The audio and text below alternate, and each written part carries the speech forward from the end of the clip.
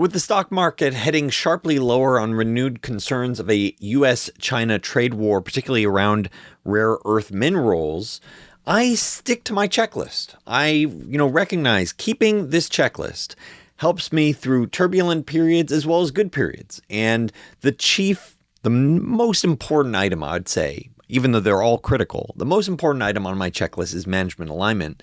And one of the easiest ways to see it is with insider buying. And here's a screenshot from Flash, which I'm a co-founder of, which leverages AI to help people, research companies, research stocks.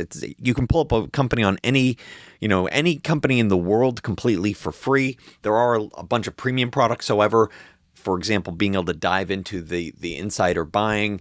And so I'm leveraging AI here to help me say, hey, not only what has been going on with insider buying, what are those potential examples? Because that automatically is going to be very close to passing that first item on that checklist. And most companies can't pass that checklist. So let's leverage AI not only to help me find those companies that have insider buying, but let's leverage AI to help me find companies where AI says, yeah, these might be the attractive ones. So this video, we're going to call out 3 of those companies where Flash, see the link below, is calling out to me saying, yeah, these are among the more interesting ones that have had the insider buying. And you can see the different quadrants where, it's based on the amount of insider buying as well as the projected growth that it thinks that it could have potentially in the years ahead. And so the first one that really, sort of got my interest is looking at Scholar Rock Holdings, SRRK. You can see it has a sizable around $19 million insider purchase in the past month from Srini Akkaruja, Dr. Srini Akkaraju, and he's running Samsara Bio Capital.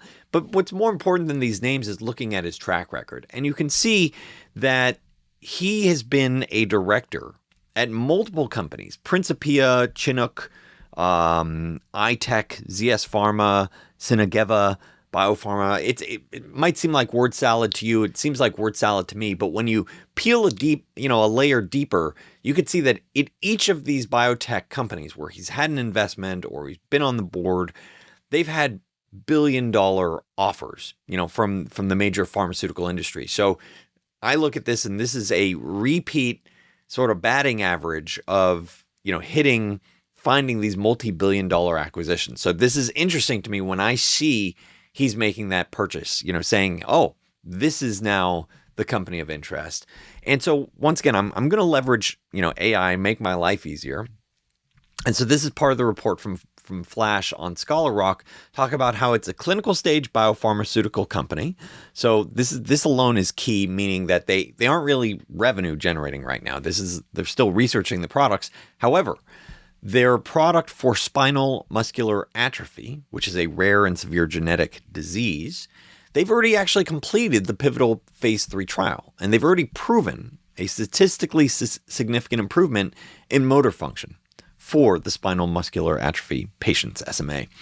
And the real reason why the stock, may have come under pressure or, might be creating this opportunity is a one-time problem, because the FDA sent them a letter fairly recently in September saying, yeah, there's an issue with the production of this, but this is not their fault. This is actually due to the manufacturing facility. So when I see something like this, that's a one-time, significant but solvable problem, and then you see this insider buying, it does get my interest. And, management is penciling out that tackling, the product that effectively has already, gone through the FDA level 3, trials.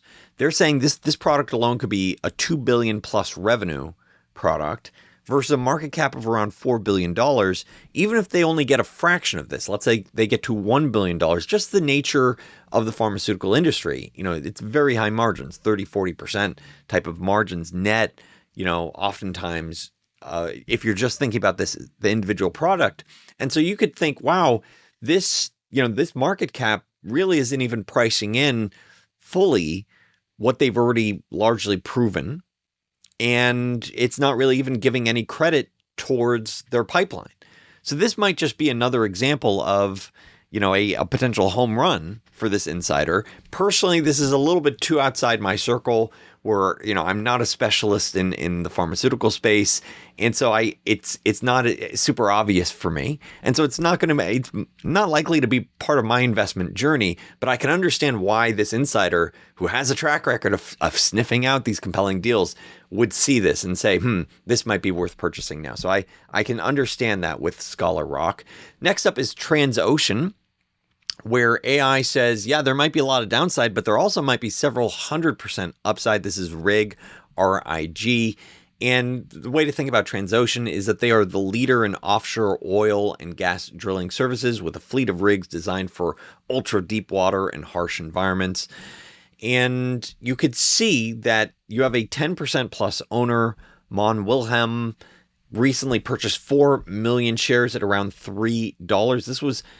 This coincided with a public offering where the company was issuing stock to help clean up their balance sheet. But either way, when I see, the directors, 10% plus owners saying, yeah, I want to buy more of this because I think it's cheap, it does get me interested. And so that's, a sizable purchase. And I think part of the key thesis with Transocean is the belief that global oil demand will continue to rise in the years ahead and that their fleet will continue to have a strong utilization rate. And they're saying, look, we've pretty well mapped out at least through the next year. They have a $7.2 billion, backlog in terms of contracts. And I think the part of the prospect of this insider buying is the dream that if we go into a high oil, strong day rates market, which arguably really isn't today with oil around $50, $60 per barrel, in a let's say $100 plus oil environment, Transocean could be possibly in an environment where they're printing, let's say, $1 billion plus in annual free cash flow versus their current market cap of $3 to $4 billion. So yet again, oftentimes when I'm looking at these insider buying, it's oftentimes an exercise in terms of thinking about what do they see that's driving them to make this purchase. And can I potentially benefit from this? And so once again, in this case, I'm the first case, pharmaceutical or biopharma track record. I could see with the product that's pretty much there getting to market why there's a lot of upside potential, as their pipeline of other products likely aren't being valued by the market at all. With Transocean, if you believe that, maybe we're in an environment where there's going to be a lot more fiat currency being printed. You can't easily print oil. So, you can't print oil, you drill for it. And so maybe you have much higher oil prices in the future. Maybe you get to an environment where the demand for their rigs, gets much tighter than you can map out utilization for even a longer period. And in the past, I think back in 2016 or 2017, they were generating around $1 billion in operating cash flows, even more in some periods. And so that's really the $3 to $4 billion market cap, I think, is this 10% plus owner saying, yeah, I think we could have another period. There's this sort of lottery ticket. We could have another period of high oil prices, and thus the stock price could be much higher. One of my challenges with this is that they do have a sizable amount of debt, around $6 billion in debt. They would argue, well, wait a second, it's tied to our property and equipment. I personally just don't like companies where they either have, tons of debt that makes it a little harder for me to sleep at night. But even more importantly, one of my other checklist items is thinking about, does this have obvious growth potential? And for something like with Transocean, it's really, I'd argue, a bet on the tightness of the market in which they're operating as well as oil prices. So before I go into the third potential idea, just a friendly reminder, none of this is financial advice. I don't own any of the stocks mentioned here. This is sort of a research into what are some of the big buys that we've seen recently. And also a quick plug, just earlier this week, Henry W. shared, I've been a subscriber to this channel for 3 years now. Not only have you helped me achieve excellent returns on my investments, but more importantly, you have taught me how to analyze companies and think critically and independently. As long as you continue the Unrivaled service, I will be a lifetime subscriber. He's talking about the Unrivaled Investing Premium subscription, which it does make sense to become a lifetime subscriber when prices keep going up, and the premium tier will be going much higher later this month. So now is the time to lock it in. The third third and last one that I'm going to review in this video, which is that I'd argue the most interesting for me personally, is Ryan Specialty Holdings, RYAN. AI thinks that it seems like an asymmetric risk reward. Once again, AI can, look, AI is at this point closer to a junior analyst, not a senior analyst, so it can definitely make mistakes. But and you will see a overly aggressive analysis from AI. So you have to use your own, judgment, but it does make your life easier for it to say, hey, this is what it's, finding to be interesting, or it can summarize the companies. And, so it does make it easier for you to do that initial due diligence. So as I'm looking at Ryan, I see an interesting risk reward. I see this huge purchase, $14 million purchase from Patrick Ryan, the executive chair. This is a really interesting development. So whenever you hear, wait a second, isn't that the same last name as the company? Yeah, because he's the founder of Ryan Specialty. And he also was the founder of Aon, AON, a major insurance brokerage company. So this is a repeat founder. He's done it before. That's also, smelling right to me. I love, founders that have done it before. He's not a youngster though. And so he's gone from the founder, running it, to the executive chair. But buying it now does suggest, rough in the past month, around $52 per share. It's a little bit more than that, 55 now. Does suggest that he sees a lot of value here. He doesn't need to do this. He's saying it's a bargain. That's what he's doing. That's how at least I'm reading it. When we look at Ryan Specialty, the way to think about the insurance market is most of the time it goes through, nearly 3/4 of the market goes through standard insurance carriers. However, for more complex or larger risks, you typically go through the E&S market, the excess and surplus market. And in this case, they are the wholesale broker for that. And the way to think about this is really about a specialty insurance, finding complex insurance demand from the retail brokers, helping them connect with the specialty insurance carriers that can provide that insurance coverage. So a lot of this is the value of finding who can cover you for the more complex risks. And there's been good reason that they've had a lot of growth over time, not only through acquisitions, but through the organic growth in the market, because the E&S market has seen a lot of demand where either the way the term E&S comes from, it's about typically insurance carriers, you're talking about going through, let's say, the regular state market, but oftentimes you might say, hey, the state might regulate it in such a way that I need to be able to get insurance that, doesn't benefit from any sort of state programs. If let's say the insurer goes out of business, I need to get coverage wherever I can. Maybe the state market's effectively failing. I'm going to get, coverage somewhere else. This actually happened in let's say in Southern California, where, some people weren't able to get fire insurance, so they had to go out of state to get it. So that's an example. And so there's a lot of more complex insurance costs and effectively things that need to be insured. Maybe it's cyber, maybe it's new novel health risks. And this function of both the freedom to move across different state lines to get your insurance, the desire to have more complex things, you have, increasing risks of, let's say, climate volatility, climate change.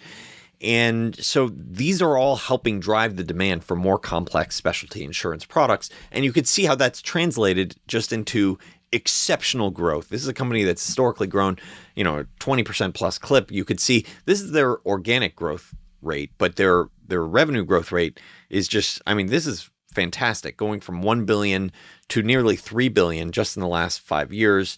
Fantastic growth clip. And then you could see their profitability. This is a very lucrative business, around 30% EBITDA margin. So this is hyper growth through a combination of organic growth in the market that I was just talking about, along with acquisitions and strong profitability.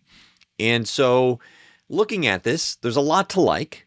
However, one of the things that turns me off is seeing the large amount of debt that they have, around 3.5-4 times.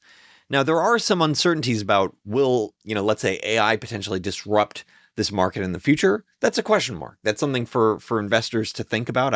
I've read from some billionaires that suggest, the insurance brokerage model could get disrupted by effectively AI in the future, or maybe Ryan Specialty leans into that. So either way, I look at this, and of the three, I would say Ryan Specialty is probably the closest to passing my checklist. And most companies, as I've talked about before, most companies fail this checklist where you have aligned management, compelling valuation. I didn't really talk much about valuation in this video. The stock has sold off a bit. It's trading around 20, 25 times normalized earnings. And so I'd argue if they're able to continue posting that type of growth, let's say 15% plus growth, that's a very reasonable type of valuation. And then you have the obvious growth potential based on the market that they're operating in, with the uncertainty of, hey, could this get disrupted, let's say by, AI in the future? I'm not sure about that. It's something to think about.